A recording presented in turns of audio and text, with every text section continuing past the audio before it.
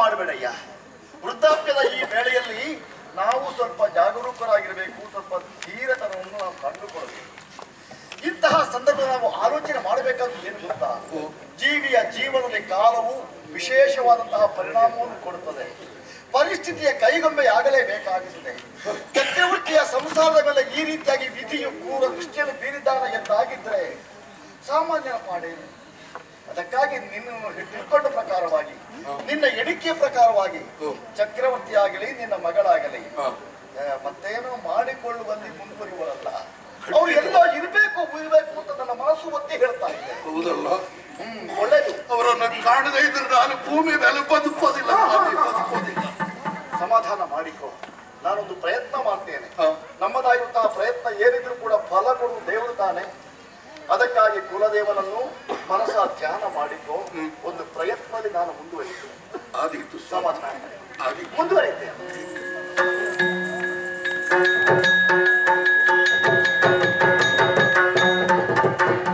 ಪೃಥ್ವಿದೇವನ ರಾಜವ ಸುತ್ತಿದಣಿಯಲು ಚದುರೆ ಸಿಕ್ಕದಾದಳು, ಸುತ್ತಿದಣಿಯಲು ಚದುರೆ ಸಿಕ್ಕದಾದಳು. ಚಿತ್ತದೊಳಗೆ ತಾಳುತ್ತದು ಗುಡವ್ವ, ಮತ್ತೆ ಹೊಕ್ಕನು ಚೈತ್ಯ ನಗರವ.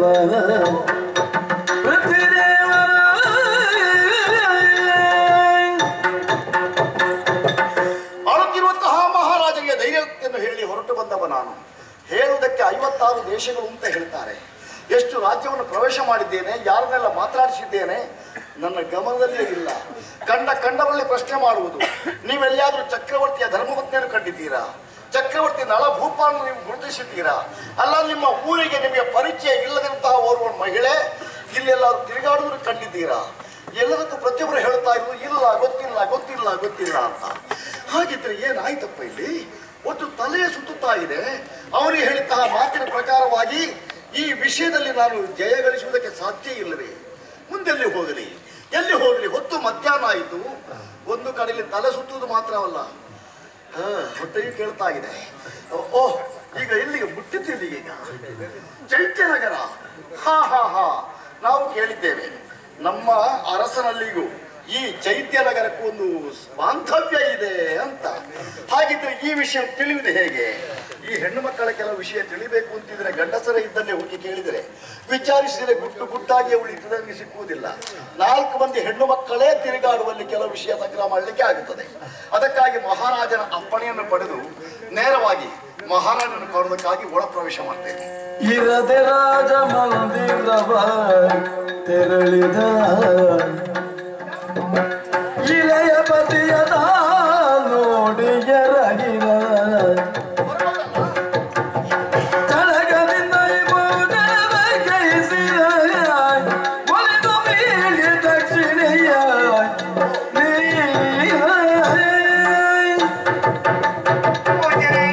ನಿಮ್ಮ ಪಾದಾರಬಂಧಕ್ಕೆ ಹೊಂದಿಸಿಕೊಂಡಿದ್ದೇನೆ. ದೀರ್ಘ ಸುಮಂಗಲಿ ಭವ. ಚೈತ್ಯ ರಾಣಿ ಪುಲಾದೇವಿ ನಾನು. ಗೊತ್ತಾಯ್ತು. ಹೀಗೆ ಬನ್ನಿ, ಕುಳಿತುಕೊಳ್ಳೋದಕ್ಕೆ ಎತ್ತರ ಆಸನ ನಿಮಗೆ. ಇಷ್ಟೇ ಎತ್ತರ ಹಾಕುವುದಕ್ಕಿಂತ ಎತ್ತರದ ಸ್ವರ್ಗಲೋಕದ ದೇವತೆಗಳು ಹೇಗೆ ಶ್ರೇಷ್ಠರು, ಹಾಗೆ ಈ ಭೂಲೋಕದಲ್ಲಿ ಕಣ್ಣಿ ಕಾಣುವ ದೇವತೆಗಳಂದ್ರೆ ಬ್ರಾಹ್ಮಣರಾದ ನೀವಂತೆ. ಬ್ರಾಹ್ಮಣೋತ್ತಮರೇ, ನಿಮ್ಮ ಪಾದ ದರ್ಶನದ ನಮ್ಮ ನಗರ ಪಾವನವಾಯಿತು. ದೂರದ ಪ್ರಯಾಣ ನಿಮ್ಮದಾಗಿರ್ಬೇಕು. ನಡೆದು ಎಷ್ಟು ದಣಿದ್ರೋ ಏನೋ. ಸ್ನಾನ ಜಪ ತಪ ಅಲ್ಲ, ಒಳ್ಳೆಯ ಸಂದರ್ಭದಲ್ಲಿ ಬಹಳ ಮಾತಾಡ್ತೀಯಲ್ಲ ನೀನು. ಹೊತ್ತು ಮಧ್ಯಾಹ್ನ ಆಯಿತು, ಈ ಹೊತ್ತಿಗೆ ಈ ಮಾತಿನ ಉಪಚಾರದಲ್ಲಿ ಅಗತ್ಯ ಉಂಟಾ?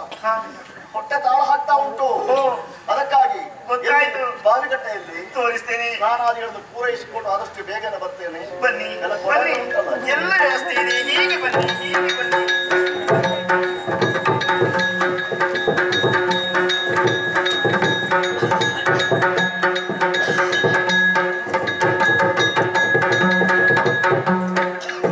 ಕುಳಿತುಕೊಳ್ಳಿ. ಸ್ನಾನಾದಿಗಳನ್ನು ಪೂರೈಸಿದ ಹಾಗಾಯಿತು. ಹೌದು. ಅದಲ್ಲ ಮಹಾರಾಣಿ, ಏನು ಸಾಲು ಸಾಲಾಗಿ ಎಲೆಗಳನ್ನು ಹಾಕಿದ್ದಿ, ಎಲ್ಲ ಬಂದು ಕುಳಿತುಕೊಂಡಿದ್ದಾರೆ. ಉಣ್ಣಬೇಕು ಅಂತಿದ್ರೆ ಉಳಿದ ಎಲೆಗಳನ್ನು ನಾವು ಕುಂದೊಳ್ಬೇಕೋ ಬೇಡವಾ? ಹೌದು. 4 ಎಲೆ ಉಂಟು. ಆ 4 ಎಲೆಗಳಿಗೆ ಜನ ಯಾರು ಅಂತ ನನ್ನ ಪ್ರಶ್ನೆ. ಒಂದು ನನಗೆ, ಸರಿ, ಇನ್ನೊಂದು ನನ್ನ ಮಗಳಿಗೆ, ಮತ್ತೊಂದು ನಿಮಗೆ. ಹೌದು. ಇನ್ನೊಬ್ಬಳು ಇದ್ದಾಳೆ. ನನ್ನನ್ನು ಬಿಟ್ಟು ಬೇರೆ ಯಾರ ಜೊತೆಗೆ ಅವಳು ಊಟಕ್ಕೆ ಕುಳಿತುಕೊಳ್ಳುವುದೇ ಇಲ್ಲ. ನಾನಂದ್ರೆ ಅಷ್ಟು ಪ್ರೀತಿ ಪ್ರೀತಿ ಅವಳಿಗೆ. ಒಳ್ಳೇದು. ನಿನ್ನ ಜೊತೆಯಾಗಿ ಕುಳಿತುಕೊಂಡು ಉಣ್ಣೋಳು ಹೌದು ಅಂತ ಆದ್ರೆ ಹ. ಅವಳು ಯಾಕೆ ಹಿಂದೆ ಉಳಿದದ್ದು? ಹೌದಾ? ಒಳಗೆ ಬರ್ಲಿ, ಕರೆಗೆ ಮತ್ತೆ. ಯಾರೇ ಅಲ್ಲಿ? ಹೀಗೆ ಬಾ. ಸುಗ ಮೇಲೆ ಇರುವಳ ಹೀಗೆ ಬಾ. ಮುನ್ನ ಕರೆಯಲು ಎಳೆದು ಬಂದಳು. ಬಹಳ ದೂರ ಇರಬೇಕು. ಕನ್ನಿ ಮಗವ ಸುದೇವ ನೋಡಿದ, ಕನ್ನಿ ಮಗವ ಸುದೇವ ನೋಡಿದ,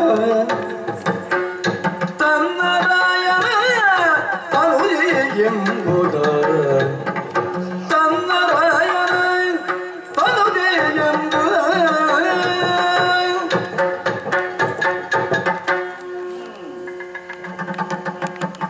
ಸ್ವಾಮಿ ಬ್ರಾಹ್ಮಣೋತ್ತಮರೇ, ಏನಮ್ಮ ಇದೇನು ಊಟ ಮಾಡೋದಕ್ಕೆ ಎಲೆ ಮುಂದೆ ಕುಳಿತವರು ನೀವು ಹೋಗಿ ಹೋಗಿ ಎದ್ದು ಹೆಣ್ಣಿನ ಮುಖ ನೋಡ್ತಾ ಇದ್ದೀರಾ? ಬ್ರಾಹ್ಮಣರಾಗಿದ್ದು ಸರಿಯಲ್ಲ ಸರಿಯಲ್ಲ. ನನಗೆ ನೀನು ಉಪದೇಶ ಹೇಳುವುದಾ? ಏನ್ ಮಾತು? ನಾವು ಆ ರೀತಿಯಾಗಿ ತಪ್ಪು ಗ್ರಹಿಕೆಯವರೇ ಅಲ್ಲ. ಮತ್ತೆ ಈಕೆಯನ್ನು ಕಂಡ ಕೂಡಲೇ ಏನೋ ಹಲವು ಹಲವು ವಿಷಯಗಳಲ್ಲಿ ಹಲವು ರೀತಿಯ ಗೊಂದಲಗಳು ಉಂಟಾಯಿತು. ಹೌದೇ? ಅದಲ್ಲ, ನಿನ್ನಲ್ಲಿ ಒಂದು ಪ್ರಶ್ನೆ ಮಾಡ್ತೇನೆ. ಏನು ಪ್ರಶ್ನೆ? ಇವಳು ಯಾರಿವಳು? ಇಲ್ಲೇ ಇದ್ದವಳ ಅಲ್ಲ ಇತ್ತೀಚೆಗೆ ಎಲ್ಲಿಂದಲಾದ್ರೂ ತಿರುಗಾಡಿಕೊಂಡು ಇಲ್ಲಿಗೆ ಬಂದು ಕೆಲಸಕ್ಕಾಗಿ ಸೇರಿಕೊಂಡವಳ? ಅವಳ ವಿಷಯ ಏನು ಕೇಳ್ತಾ ಇದ್ದೀರಿ? ಏನು? ಪ್ರಥಮವಾಗಿ ಅವಳು ಇಲ್ಲಿ ಬಂದಾಗ ಹಾ. ನೀನು ಯಾರು ಅಂತ ನಾನೇ ಅವಳಲ್ಲಿ ಪ್ರಶ್ನೆ ಮಾಡಿದೆ. ಒಳ್ಳೆಯದು. ಆಗ ಅವಳೇ ಹೇಳಿದ್ದು, ಏನು? ಅಮ್ಮ ನಾನೊಬ್ಳು ಪರದೇಶಿ ಪರದೇಶಿ ಅಂದ್ರು. ಅವಳು ಹೇಳಿದ್ದು, ಹಾ, ನೀನದನ್ನು ಒಪ್ಪಿದೆ, ನಂಬಿದೆ. ಒಪ್ಪಿಕೊಂಡ್ಯಾ? ಹೌದು. ಒಪ್ಪಿಕೊಂಡ್ಯಾ?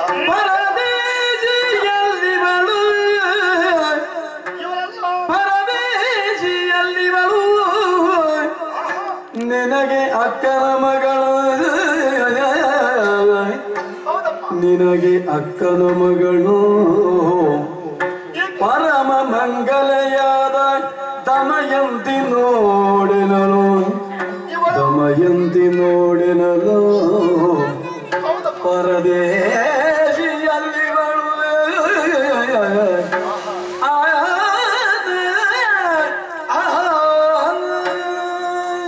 ಪಾಪ ಏನೋ ಒಂದು ಆಶ್ರಯಕ್ಕೆ ಬೇಕಾಗಿ ಬಂದು ಕೇಳಿಕೊಂಡಿದ್ದಾಳೆ.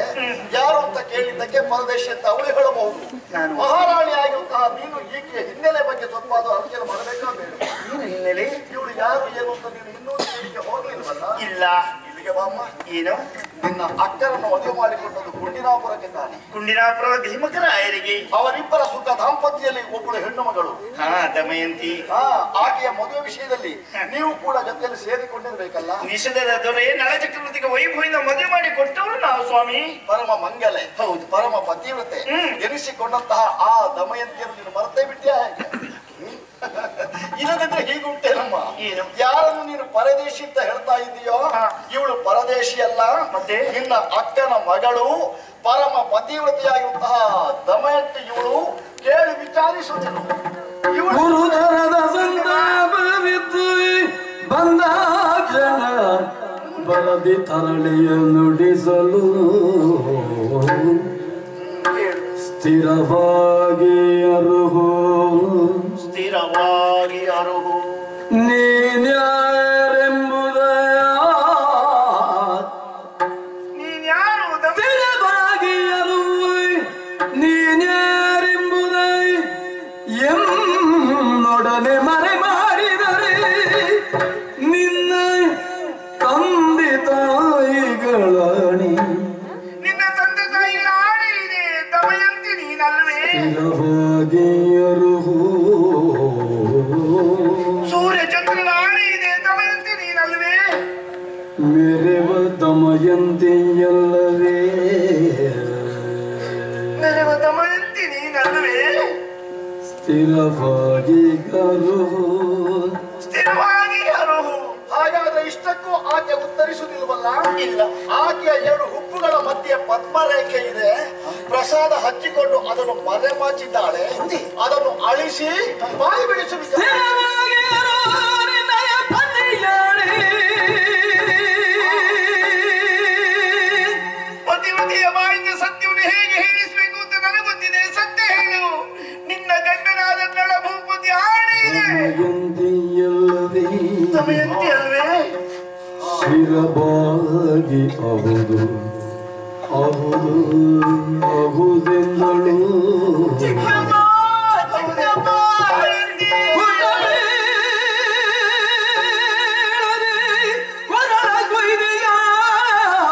ಪುಟ್ಟ ಬೇಳನೆ ಕೊರಳ ಕೊಯ್ದೆಯ ಅಷ್ಟಭಾಗಿಳಿಸಿದೆಯಲಿ ಬಲು ಕಷ್ಟಪಡಿಸಿದೆ ಎಂದು ಗೋಳಿಟ್ಟಾಗ ಅಪ್ಪಿದಳು ಗುಡ್ಡ ಬೇಳನೆ ಕೊರಳ ಕೊಯ್ದೆಯ ಮಗಳೇ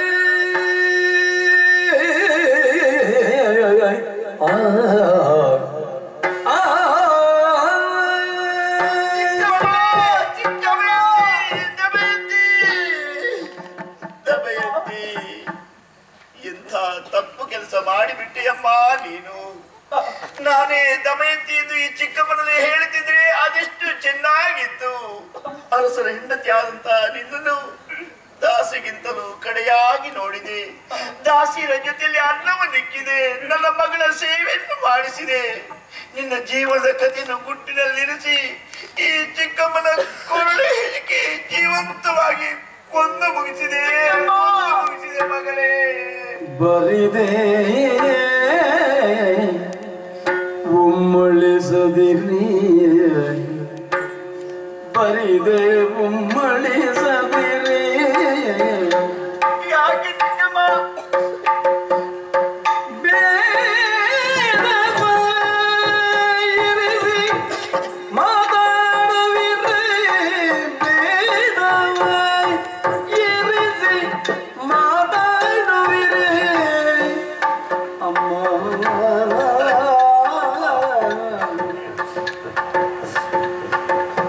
ಮರ್ಯಾದೆಯೇ ತವರು ಮನೆಯಲ್ಲಿ ಮಕ್ಕಳು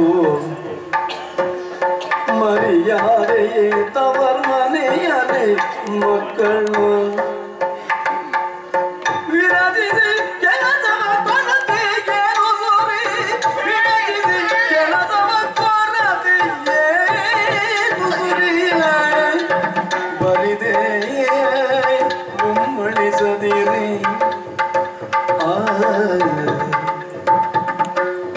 ಅಮ್ಮ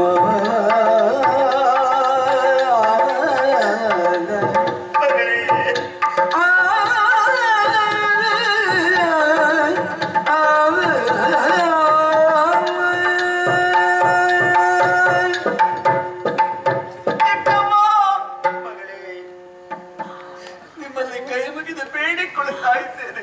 ಏನು ಮಗ, ದಯವಿಟ್ಟು ನೀವು ಕಣ್ಣೀರ ಸುರಿತ ಕೂಡದು. ನಿಮ್ಮ ಕಣ್ಣೀರನ್ನು ನೋಡುವಂತ ಶಕ್ತಿ ದಮಯಂತಿಯ ಜೀವನದಲ್ಲಿ ಯಾವತ್ತೂ ಇಲ್ಲ ತಾಯಿ. ಉಮ್ಮಳಿಸ್ತಾ ಇದ್ದೀರಾ? ಬರಿದ ಉಮ್ಮಳಿಸದಿರಿ. ಯಾಕೆ ಚಿಕ್ಕ ಪದದಲ್ಲಿ ಭೇದವನ್ನಿರಿಸಿ ಮಾತನಾಡುತ್ತಾ ಇದ್ದೀರಿ ಹೇಳಿ? ಹೀಗೆ ಮಾಡಬಹುದೇ ನೀನು ಮಗಳೇ? ಯಾವ ಕಾರಣಕ್ಕೂ ಮಕ್ಕಳಾದವರು ಹಿರಿಯವರಿಗೆ ತಪ್ಪನ್ನು ಮಾಡಕೂಡ, ಸುಳ್ಳು ಹೇಳಕೂಡದು ತಾಯಿ.